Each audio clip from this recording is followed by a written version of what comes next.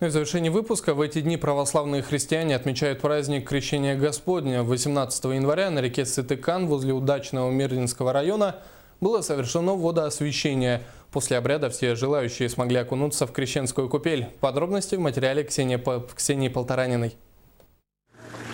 Крещение Господне или Богоявление – один из самых древних праздников христианской церкви, установленный в память крещения Христа пророком Иоанном Крестителем в реке Иордань. В сочельник в храме преподобного Серафима Саровского состоялась праздничная вечерняя литургия.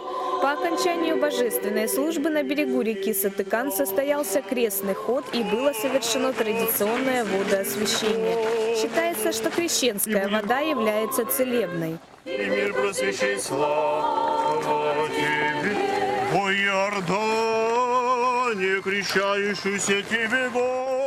Все желающие смогли окунуться в крещенскую купель. Многие верят, что троекратное погружение в прорубь с одновременным чтением молитвы приносит физическое и душевное исцеление.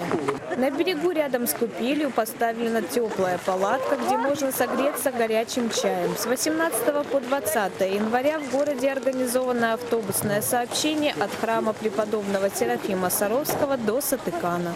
На берегу реки дежурят спасательные службы.